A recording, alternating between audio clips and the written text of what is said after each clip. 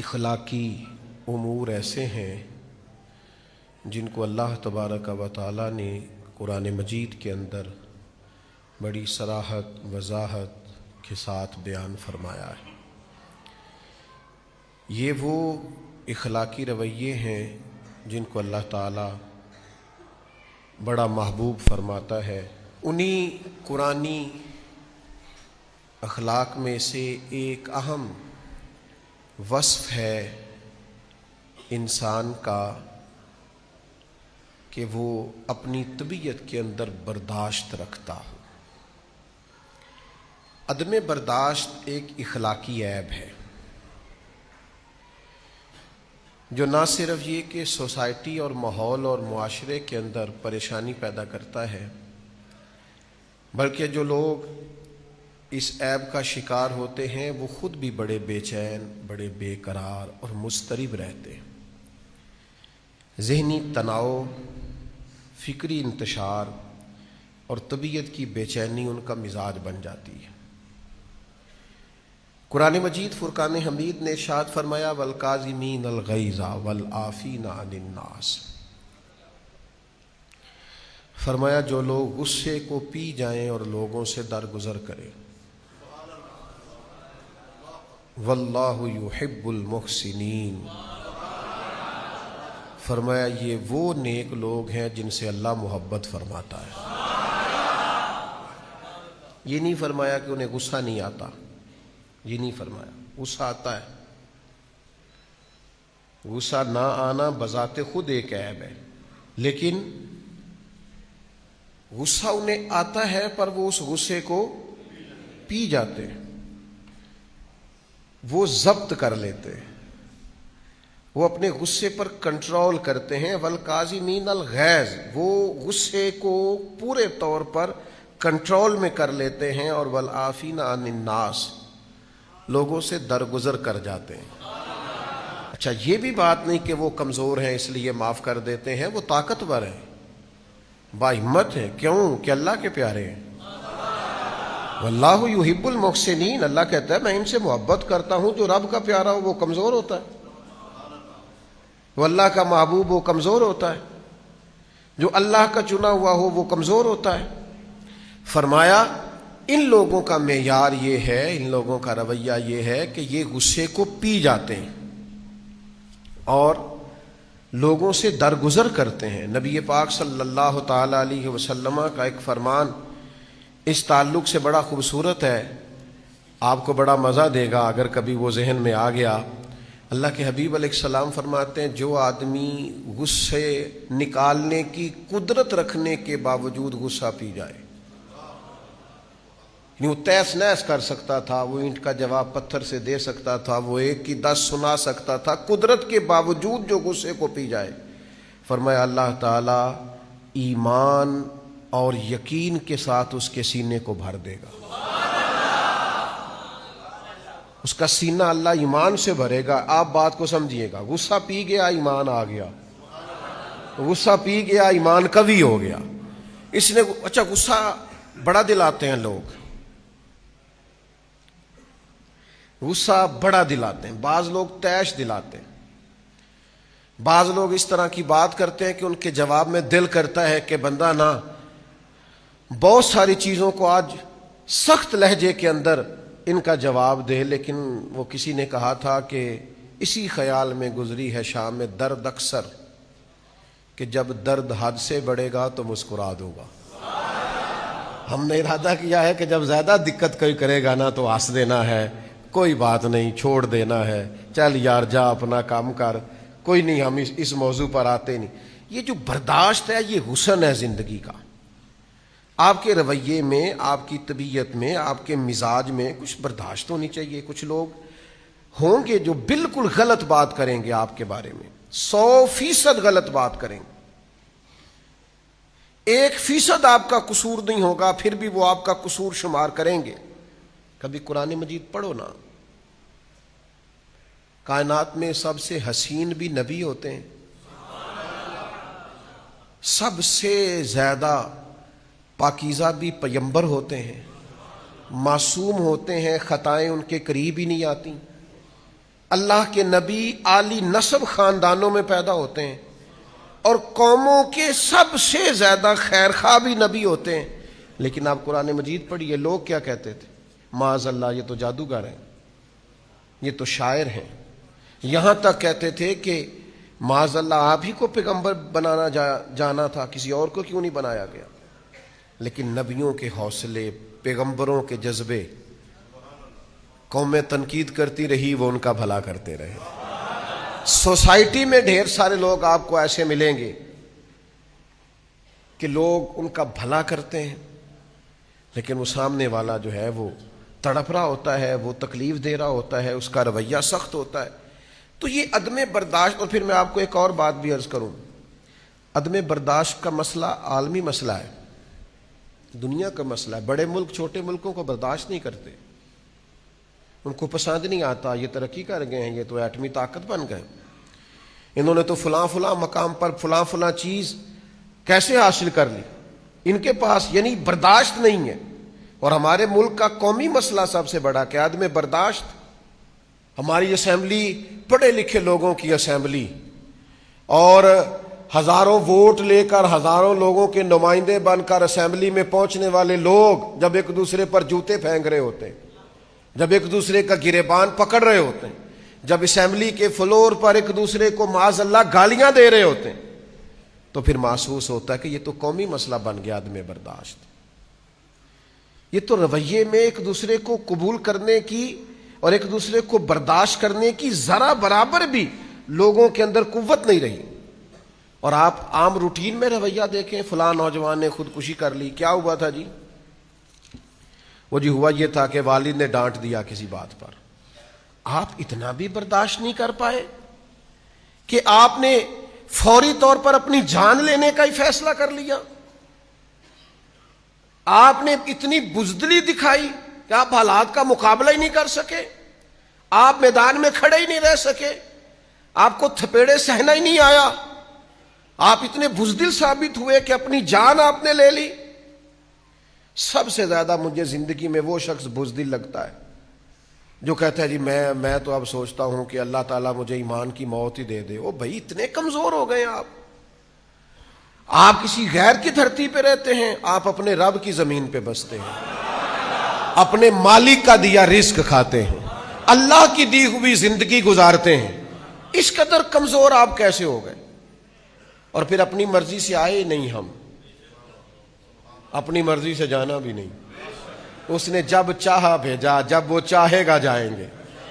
اس لیے زندگی کو جئیں، اس کا حسن زندگی کا محسوس کریں، آپ کے اندر وہ خاص لذت ہو، لیکن برداشت رکھیں، برداشت۔ میرے نبی پاک علیہ السلام کی سیرت کا ہر عنوان ہی انوکھا ہے، لیکن جو میرے نبی کی برداشت ہے نا، اوے ہوئے،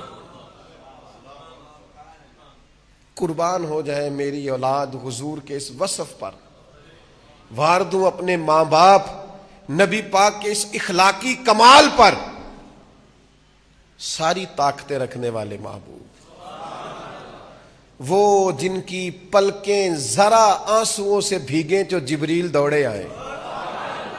یا رسول اللہ صلی اللہ علیہ وسلم، رب کہتا ہے وَلَسَوْفَ يُعْطِيكَ رَبُّكَ فَتَرْضَىٰ، آپ کا رب آپ کو اتنا دے گا آپ راضی ہو جائیں گے۔ سیدہ طیبہ حضرت عائشہ صدیقہ رضی اللہ تعالی عنہا فرمائے، حضور میں دیکھتی ہوں آپ کا رب آپ کی خواہش پوری کرنے میں جلدی فرماتا ہے۔ اتنا کمال نبی پاک علیہ الصلوۃ والسلام کو اللہ نے دیا، لیکن مکے کے 13 سال حضور نے برداشت کر کے گزار دیے۔ میں سیرت کا چھوٹا سا طالب علم ہوں، میں ذمہ داری سے بات کرتا ہوں۔ بعض لوگ کہتے ہیں جی ابھی اسلام کو قوت حاصل نہیں تھی، اس لیے محبوب نے کوئی جنگ نہیں کی۔ آپ کی غلط فہمی ہے، آپ کی غلط فہمی ہے یہ کہ اسلام کو قوت حاصل نہیں تھی۔ ایک بندے کے پیسے دبائے تھے اسی دور میں ابو جہل نے، تو میرے محبوب نے فرمایا چلنا میرے ساتھ، کیسے کیوں نہیں دیتا۔ غضب سے ان کے خدا بچائے کہ نور باری جلال میں ہے۔ یہ مکے کے دنوں کی بات ہے، جب ایک غریب کی بچی ایک کافر نے اٹھا لی تھی تو اللہ کے حبیب نے فرمایا تو واپس کرتا ہے یا کرے تیرا علاج؟ اللہ نے طاقتیں دی ہیں اپنے محبوب کو، لیکن وہ جو حضور نے کچھ نہیں نہ کہا، یہ میرے نبی کی برداشت ہے، یہ میرے محبوب کا حوصلہ ہے، یہ رسول کائنات علیہ السلام کا دیا ہوا سبق ہے، یہ نبی پاک کا امت کو پڑھایا ہوا وصف ہے۔ دل تھوڑا کشادہ رکھیں، ذہن تھوڑا وسیع رکھیں، اور ہر ایک سے مخالفت بھی اچھی نہیں ہوتی، دعا کرو کہ دشمن بھی خاندانی ہو۔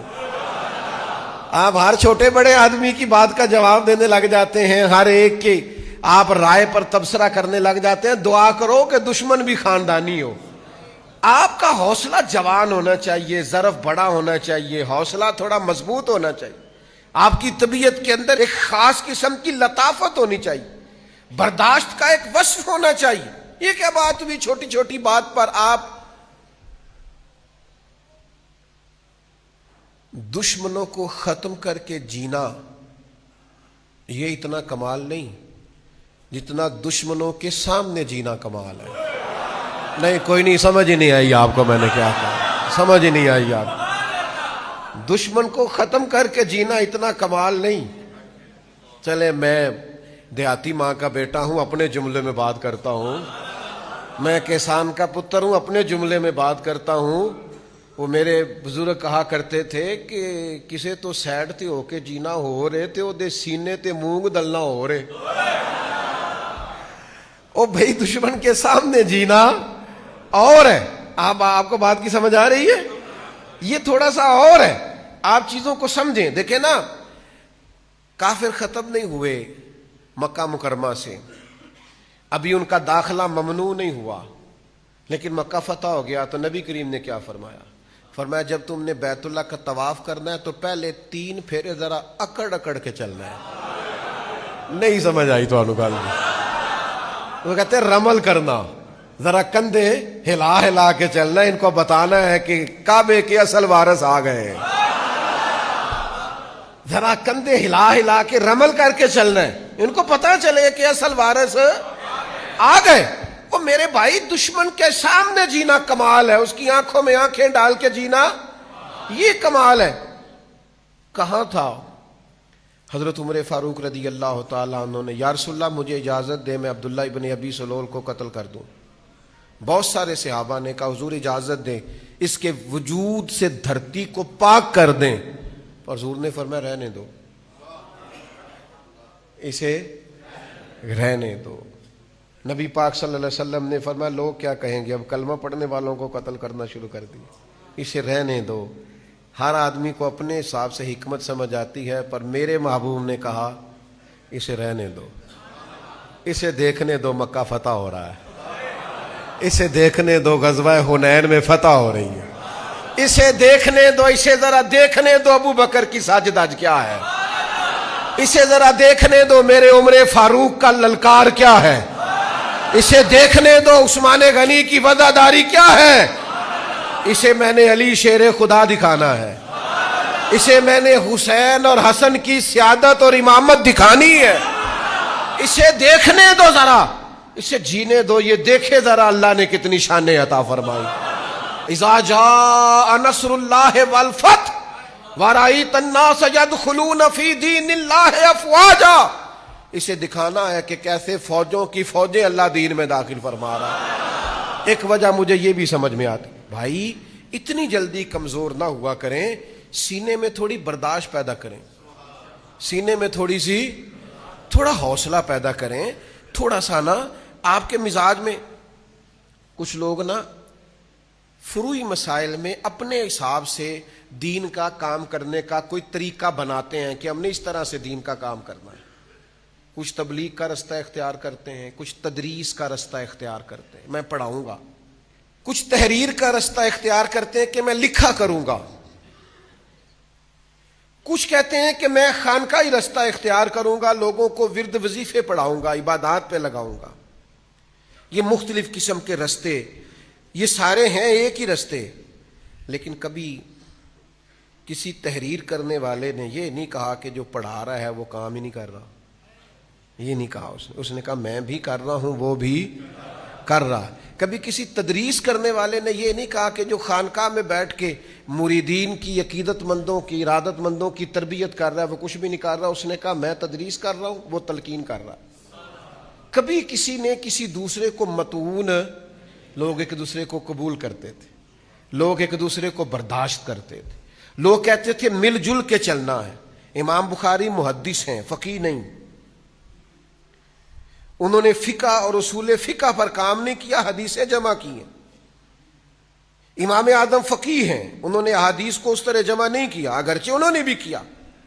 لیکن امام بخاری نے یہ نہیں کہا کہ جو فقیہ ہے وہ ٹھیک ہی نہیں، نہ امام اعظم نے کہا جو محدث ہے وہ ٹھیک ہی نہیں. انہوں نے کہا ان کی بھی بڑی بات ہے، انہوں نے کہا ان کی بھی بڑی بات ہے. لوگ ایک دوسرے کو قبول کرتے تھے، فروعی مسائل میں برداشت ہوتی تھی.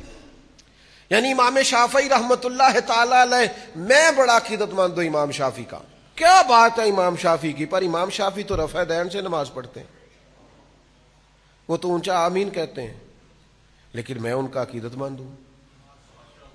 عقیدت مند ان کا ہوں، مقلد امام اعظم کا ہوں. باہمی احترام کے رشتوں کو کبھی بھی خراب نہیں ہونا چاہیے.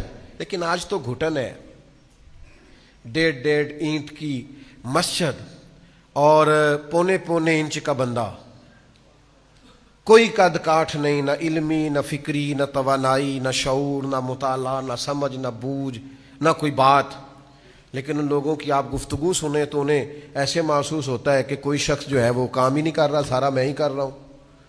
ان کا خیال ہوتا ہے کہ کسی اور کو پتہ ہی کسی چیز کا نہیں. کی عقیدہ ہے پنجابی چ پا نہ پڑھی وقت نو، تو جڑا وقت نو پھڑیا ہوئے تو رحم کھانا چاہیے کہ انہیں لڑائی کرنی چاہیے. وہ تو بیچارہ وقت نو پھڑیا ہے، تو اس پر رحم کھائیں. تو میرے عزیز، برداشت کا مزاج، برداشت کی محبت، برداشت کی لذت اپنے اندر پیدا کریں. برداشت ہونی چاہیے. اللہ کے پیارے رسول صلی اللہ تعالی علیہ وآلہ وسلم نے فرمایا، بڑے گھونٹ ہیں جو انسان پیتا ہے، بڑے گھونٹ ہیں جو انسان نگلتا ہے، لیکن فرمایا اللہ کو بندے کا سب سے زیادہ وہ گھونٹ پسند ہے جو وہ غصے کا گھونٹ پی جاتا ہے. اللہ کو بڑا پسند ہے وہ ضبط کر جائے. یہ سب سے افضل گھونٹ ہے کہ تجھے شدید غصہ آیا ہے لیکن تو اس کو پی جائے. اور بلا وجہ غیظ و غضب کرنا، ہر بات پہ غصہ ہونا، ہر بات پہ لڑائی کرنا، ہر بات پہ شدت دکھانا، ہر وقت الجھے رہنا، ہر وقت ناراض ہو جانا، ہر بات پہ جناب اپنے آپ سے باہر ہو جانا، یہ انداز درست نہیں ہوتا، یہ طریقہ کار غیر مناسب ہوتا ہے. نبی پاک صلی اللہ تعالی علیہ وسلم نے فرمایا، بلا وجہ کا غیظ و غضب ایمان کو اس طرح خراب کر دیتا ہے جس طرح ایلوا شہد کو نہیں خراب کر دیتا، اس کو کڑوا نہیں کر دیتا، اس طرح بلا وجہ کا غصہ ایمان کو خراب کر دیتا ہے. ہر وقت کا جاہ و جلال ٹھیک نہیں، ہر وقت کی ناراضگی ٹھیک. کچھ لوگ نا ناراض رہتے ہیں، اور اگر آپ ناراض نہ ہوں تو چونکہ ہم رہتے ہیں ناراض لوگوں کے درمیان، لہذا ہم نے بھی ناراض ہی رہنا شروع کر دیا. سارے ناراض ہیں، کوئی کسی سے ناراض ہے تو کوئی رہتے جو ہر وقت دائیں بائیں ناراض ہوتے ہیں، تو لہذا ہم بھی ناراض ہی رہتے ہیں. اور اکثر بندے پوچھتے ہیں، کہتے تسی ناراض تو نہیں؟ ہر وقت کوئی ناراض نہیں ہوتا، ہم رہتے ہیں ناراض. وہ حضرت خواجہ نظام الدین محبوب الہی، سلطان المشائخ، محبوب المشائخ، حضرت خواجہ نظام کے پاس ان کا ایک عقیدت مند آیا. اس نے کہا حضور بس ہو گئی، اب جو ہمیں چھیڑے گا ہم بھی اسے چھیڑیں گے، جو ہمیں ستائے گا ہم بھی اسے ستائیں گے، کوئی ہمارے رستے میں کانٹے بچھائے گا تو ہم بھی اس کے رستے میں کانٹے بچھائیں گے. تو حضرت خواجہ نظام الدین صاحب رحمۃ اللہ علیہ مسکرائے. بندہ بڑا ناراض تھا، مرید بڑے غصے میں تھا، پر آپ مسکرائے.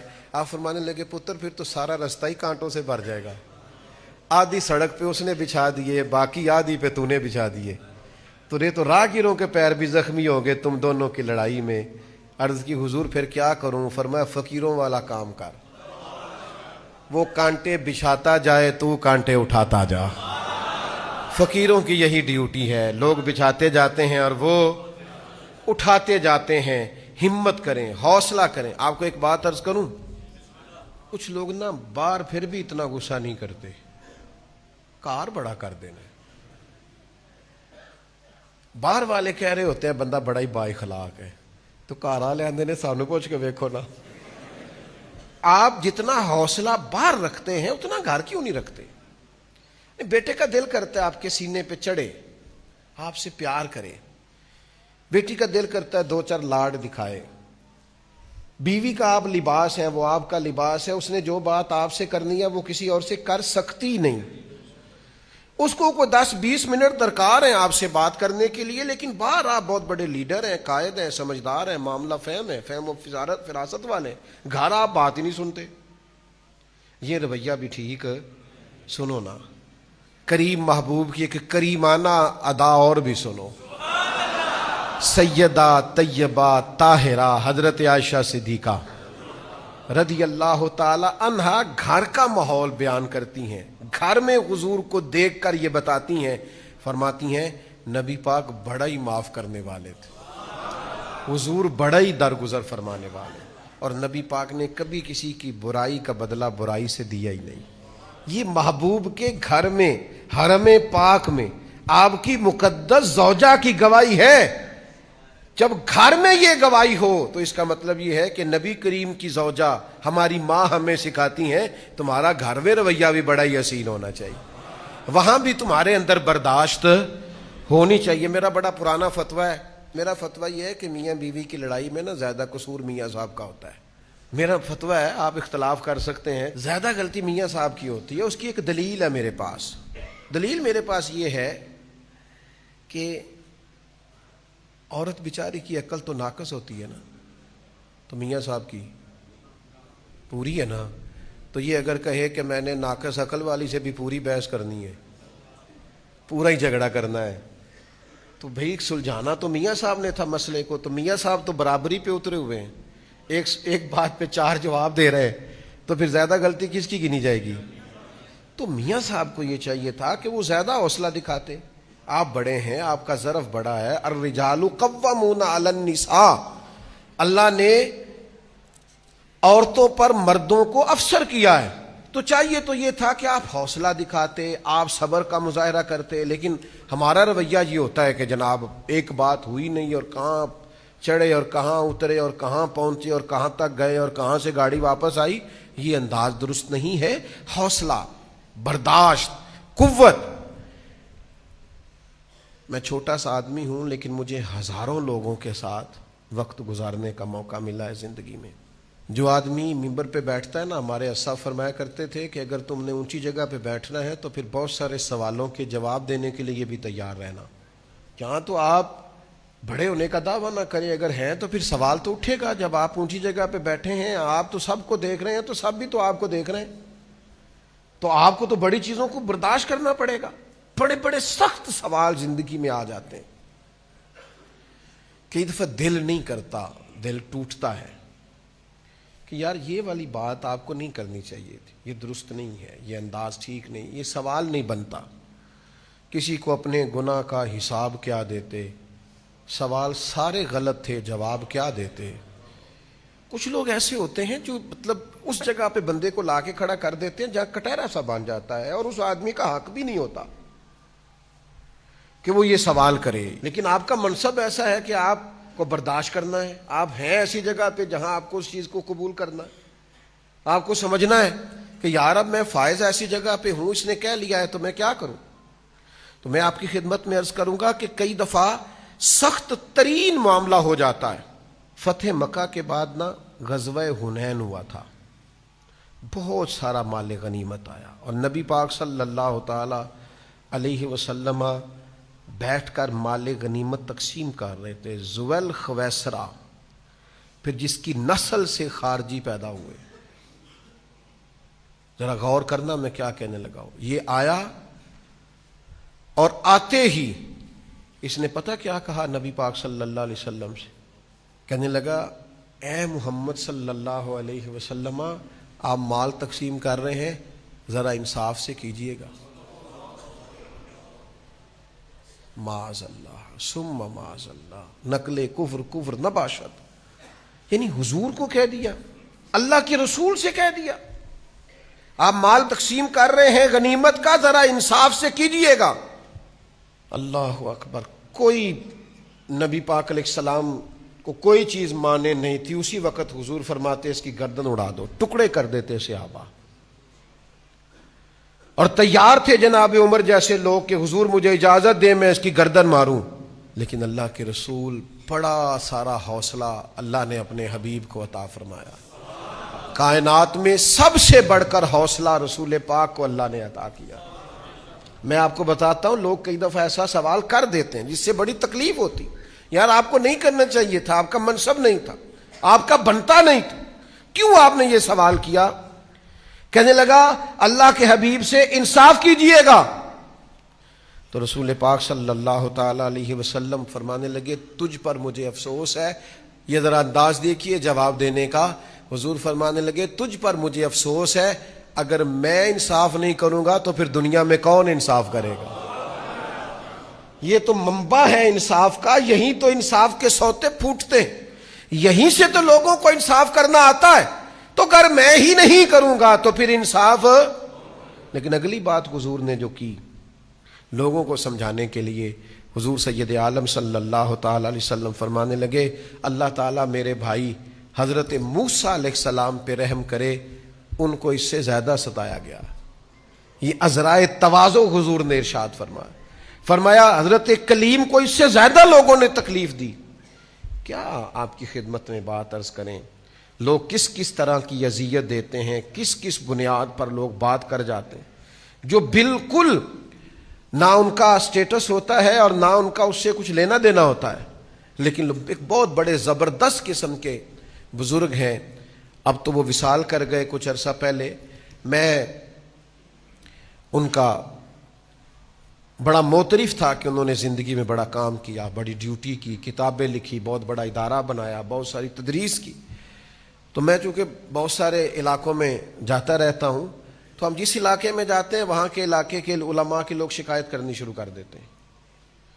تو پہلے تو چلیں کبھی کسی وقت چیزوں کی سمجھ نہیں ہوتی تھی، پھر بعد میں خیال آیا کہ یار یہ تو ہر علاقے میں ایسا مسئلہ ہے۔ پھر ایک دو سے میں نے کہا بھائی میں تو آیا ہوں سال کے بعد 2 گھنٹے کے لیے، میں نے چلے جانا ہے، آپ کے سارے جتنے بھی مذہبی دینی معاملات ہیں وہ آپ کے علاقے کے علماء نے کرنے، تو یہ رویہ آپ کا درست نہیں ہے کہ آپ کہیں کہ آپ بڑے اچھے ہیں چونکہ آپ باہر سے آئے ہیں۔ تو تھوڑا برداشت کی طبیعت اپنی زندگی میں لیں، بلا وجہ کے شکوے، بلا وجہ کی شکایتیں دل کو تنگ کریں گی، آپ خود پریشان ہوں گے۔